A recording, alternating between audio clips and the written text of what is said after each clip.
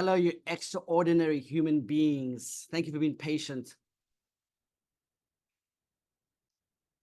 Today is a great day. I'm going to share my years of experience, my trials and tribulations, what I've had to go through. And like many of you have probably had even worse experiences than me. Maybe the journey's been really more of like a cliffhanger than it has been up and down climbing the Kilimanjaro. I'm using that analogy because it's Africa, you know. I was born in South Africa, but I'm made in America. So I've spent the past couple of years, to kind of be precise, 2.5 years on this self-discovery journey. And I was in a very low place in my life. What it allowed me to do, though, was it literally was as if I was given a fresh new start. I was allowed by the master of the universe and everything around me and my universe and different dimensions to let go of the past and almost like have a clean slate. So I literally saw myself where I was living at that time. I will get into it. I was living in I was in a pit on a snowy day with a lion. That's how bad I was. I had no hope. I did not see the light. I was very disconnected from the world and my reality and just my consciousness. I was very confused. I was living in regret, a lot of abandonment, rejection, and guilt, because I didn't love myself. That really was the problem. That was the problem. That was my presenting issue, was I didn't love myself. And I had this massive fear of failure. Because I thought at the time I had so many failures in my life. It was wrong. I actually had, all of them were just lessons learned. Meaning, here's a good analogy. Here's a good analogy. The Thomas Edison, he invented the light bulb. His team did, but however, he was the one that really learned to harness electricity. See, that's the big misconception. Yeah, you see, that's in itself is even more powerful. That's like, even with electric cars here, that's so powerful. We have no idea when we can harness and manipulate and change energy. That's like mind-blowing. He was able to do that. You know, he was able to take energy from source A all the way to source Z.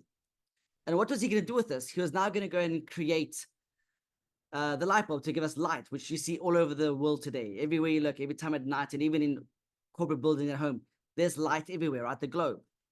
Do you know that he learned 999 ways of not how to make a light bulb? And on the 1,000th try, he nailed it. So what that means is he kept trying and trying and trying until eventually he nailed it. So he didn't really fail. He definitely didn't have a fear of failure, which I had. He was bound for massive success. Well, look at Thomas Edison today. Look what Elon Musk is doing with electric cars and the interlinks and SpaceX and solar. Where I'm going with this is, don't look at the past, maybe hiccups or mistakes as failures. Look at them as lessons learned and remind yourself. And you've probably made some, big, lessons. How have you learned from them? The important thing is not to repeat them. That's really what you want to avoid, because that will, in a sense, even break even more down. This course, I'm going to put the link and the description in the box below. I'm going to give you access to what I created from my thousands of hours of being in a place of despair, having to revigorate myself, bring myself back to reality, how I became who I am today, 2.5 years later, from being in the worst place ever in my mind. The reason my reality was bad was because my mind was bad. I had really literally had a crack in my universe. And through the law of attraction, once I realized the secret equation, that was my aha moment.